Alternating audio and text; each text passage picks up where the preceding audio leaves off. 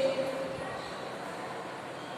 आज 10th class में home science में पार्ट 4 दिखा रहे थे आपको।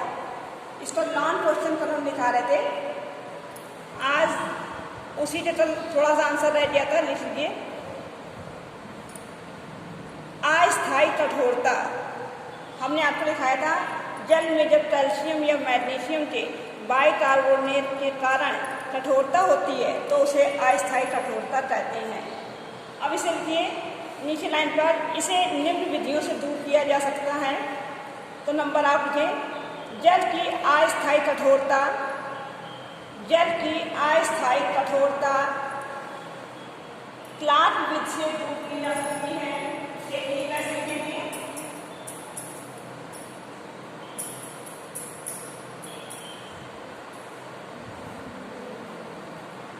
क्लार्क विधि से दूर की जा सकती है।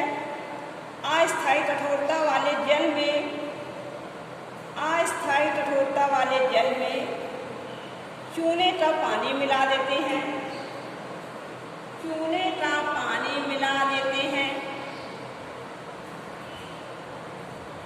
जिसके फलस्वरूप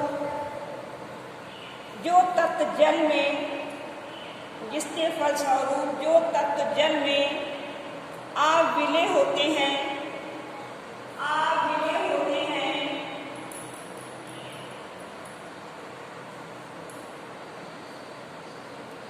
अविलय होते हैं, वे विलयन के नीचे की सतह पर, वे विलयन के नीचे की सतह पर बैठ जाते हैं, बैठ जाते हैं। इन्हें छानकर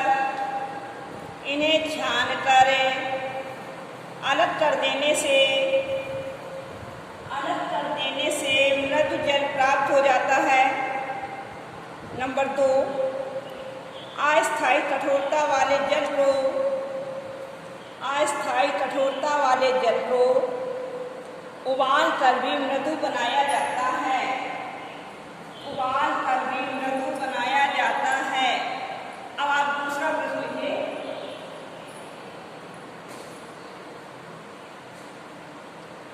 देखिए अशुद्ध जल को किन किन विधियों द्वारा शुद्ध किया जाता है, किन किन विधियों द्वारा शुद्ध किया जाता है। अशुद्ध जल के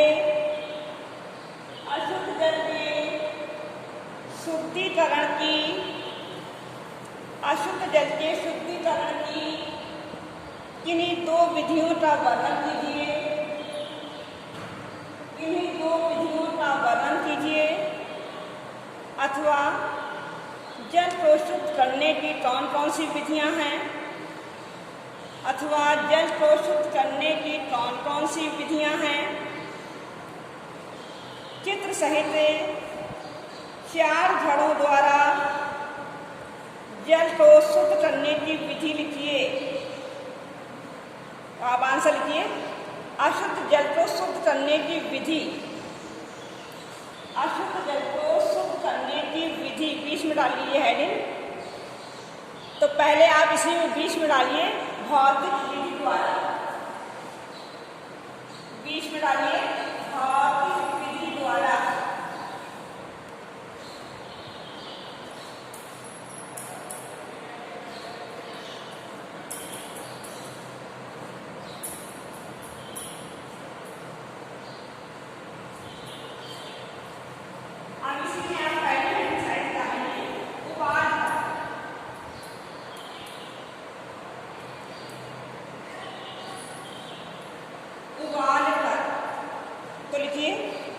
यह सबसे सरल विधि है, यह सबसे सरल विधि है।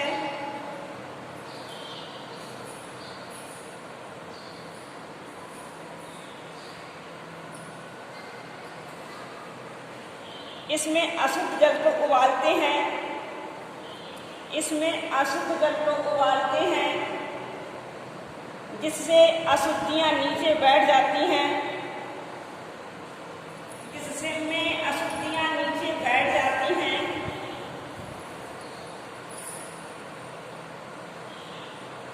हानिकारक जीवाणु, हानिकारक जीवाणु और रोगाणु जल को उबालने पर मर जाते हैं। हानिकारक जीवाणु और रोगाणु जल को उबालने पर मर जाते हैं तथा अवांछित गैसें भी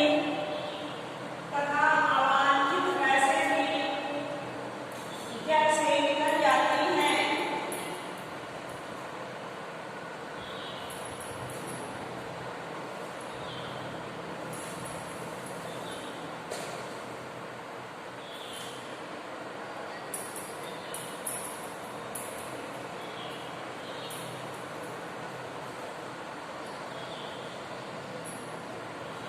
दूसरी हेड करनी इसी में आसवन विधि।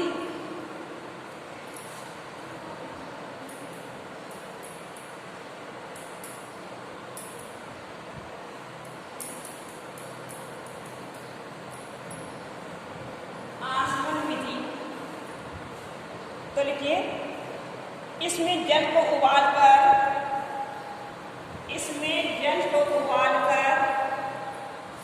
जल वाष्प को ठंडा किया जाता है। इसमें जल को उबालकर जल वाष्प को ठंडा किया जाता है। इस जल को आसुत जल भी कहते हैं। इस जल को आसुत जल भी कहते हैं। आसुत जल। अब तीसरा पॉइंट इसी में लिखिए, अल्ट्रावायलेट किरणों द्वारा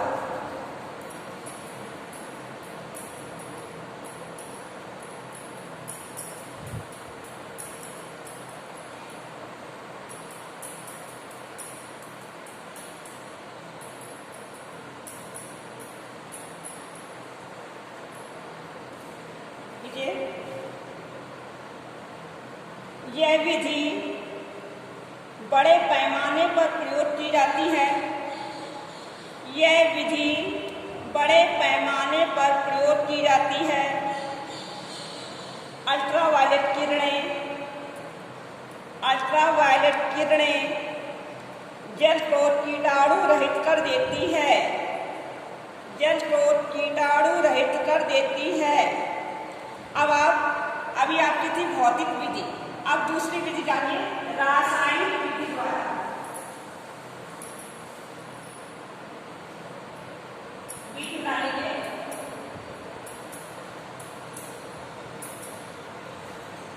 रासायनिक विधि द्वारा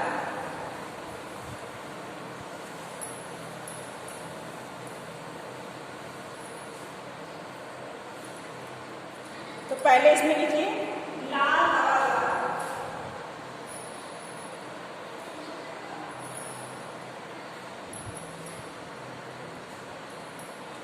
जिसे हम पोटेशियम परमैंगनेट बोलते हैं। देखिए 5 gram potassium permanganate, 5 gram potassium permanganate 1000 litre पानी में पर्याप्त रहती है।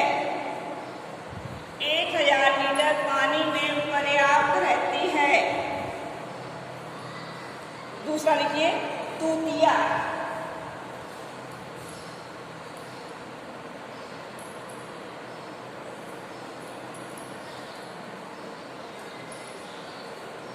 देखिए, जब बहुत बड़े पैमाने पर जल शुद्ध किया जाता है, जब बहुत बड़े पैमाने पर जल शुद्ध किया जाता है, तब यह विधि प्रयोग में लाई जाती है।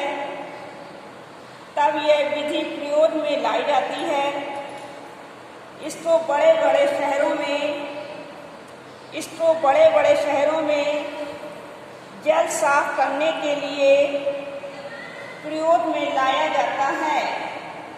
इसको बड़े बड़े शहरों में जल साफ करने के लिए प्रयोग में लाया जाता है। अब तीसरा डालिए क्लोरीन।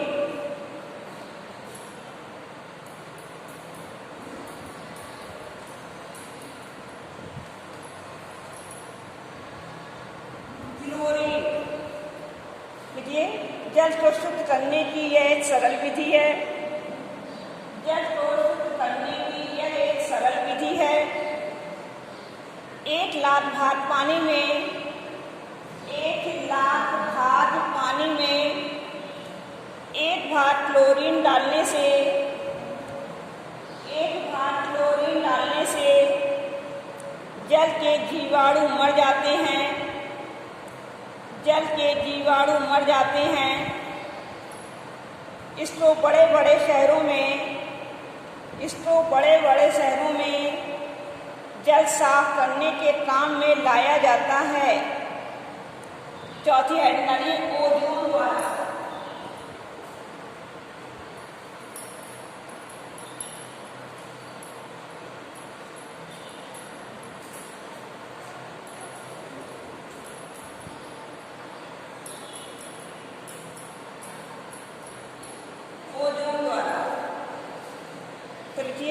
ओजोन गैस जल की अशुद्धियों को दूर करने में सहायता प्रदान करती है। इससे जीवाणु मर जाते हैं।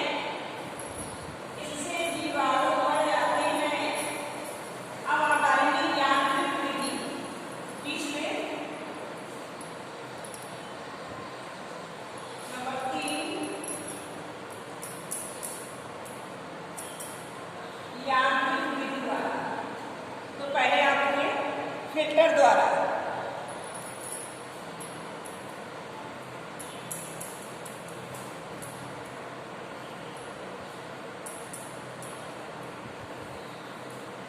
देखिए फिल्टर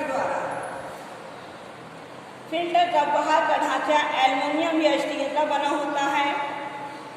फिल्टर का बाहर का ढांचा एल्युमिनियम या स्टील का बना होता है।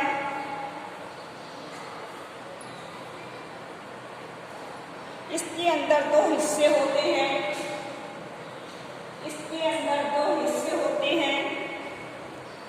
ऊपर के हिस्से में चीनी मिट्टी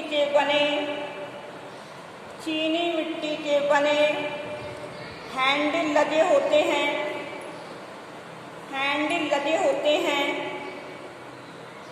जिससे पानी धीरे धीरे नीचे के हिस्से में पहुंचता है। नीचे के हिस्से में पानी लेने के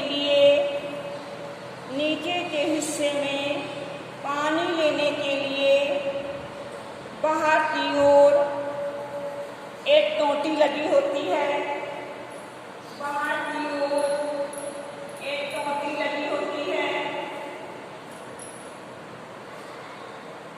यह पानी शुद्ध और कीटाणु रहित होता है। आजकल फिल्टर का प्रचार बहुत अधिक हो रहा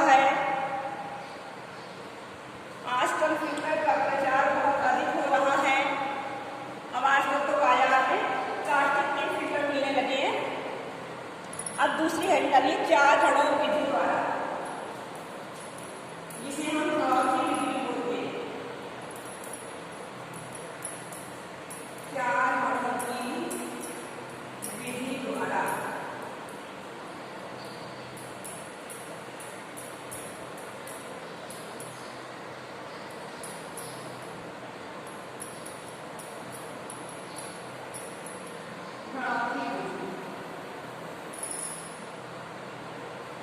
तो लिखिए पानी को शुद्ध करने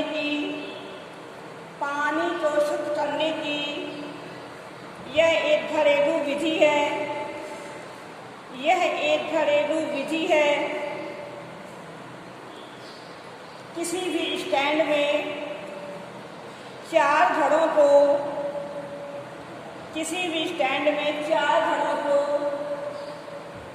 ऊपर नीचे रख दिया जाता है।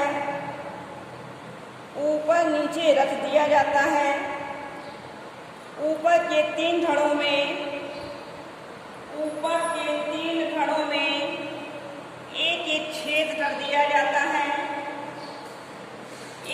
छेद कर दिया जाता है। छेद पर थोड़ी सी रुई रख दी जाती है। छेद पर थोड़ी सी रुई रख दी जाती है। सबसे ऊपर के घड़े में गंदा पानी रहता है। सबसे ऊपर के घड़े में गंदा पानी रहता है। दूसरे घड़े में कोयले का चूरा। दूसरे घड़े में कोयले का चूरा तथा मोटी बालू।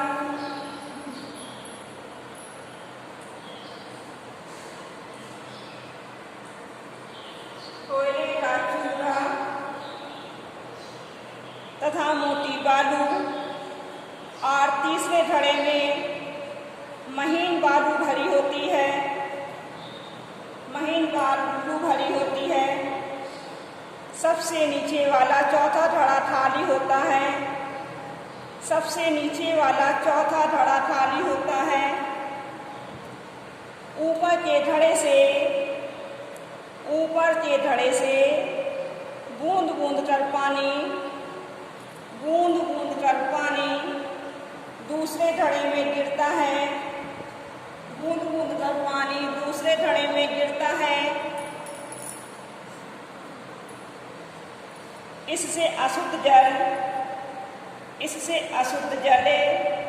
कोयले के चूरे तथा बालू में से निकलता हुआ तीसरे घड़े में पहुंचता है। इससे जल निकलकर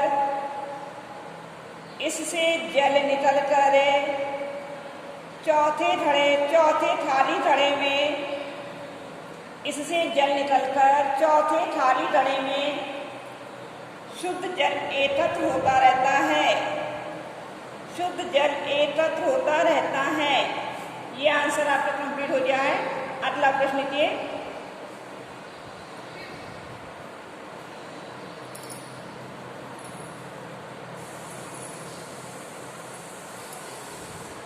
जल को शुद्ध करने की घरेलू विधि का विस्तृत विवेचन कीजिए। तो इसका आंसर हमने आपको लिखा ही दिया है, घरेलू विधि का वर्णन। दूसरा करके प्रश्न लिख लीजिए अथवा करके जल में कौन कौन सी अशुद्धियाँ पाई जाती हैं। जल में कौन कौन सी अशुद्धियाँ पाई जाती हैं। अशुद्ध जल को साफ करने की विभिन्न विधियों का वर्णन कीजिए। तो आप आंसर लिखिए जल की अशुद्धियाँ 3 रूपों में पाई जाती हैं। जल की अशुद्धियाँ 3 रूपों में पाई जाती हैं। तो पहली है घुलनशील पदार्थ।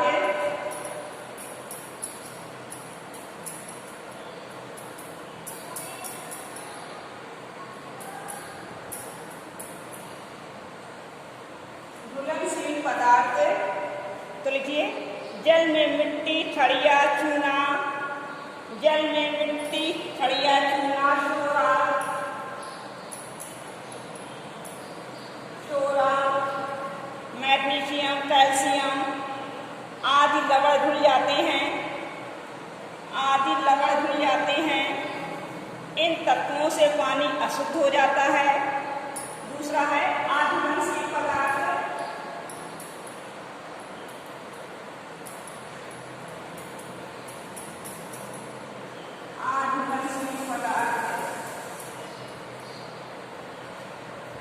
तो लिखिए आंसर पानी में लकड़ी, तिनके, कठोर चूड़े, धूल मिट्टी के कण आदि अघुलनशील पदार्थ पाए जाते हैं।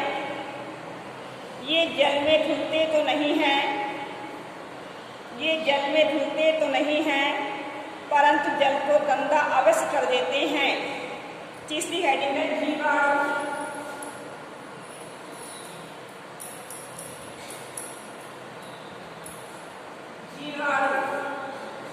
तो लिखिए जल में अनेक प्रकार के जीवाणु अथवा बैक्टीरिया पाए जाते हैं। तालाब तथा कुओं के पानी में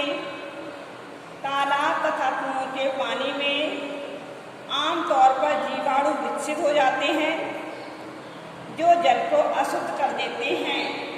ये आंसर आपका भी कंप्लीट हो गया और लेसन भी कंप्लीट हो गया। तो हम आपको नया लेसन पढ़ाएंगे।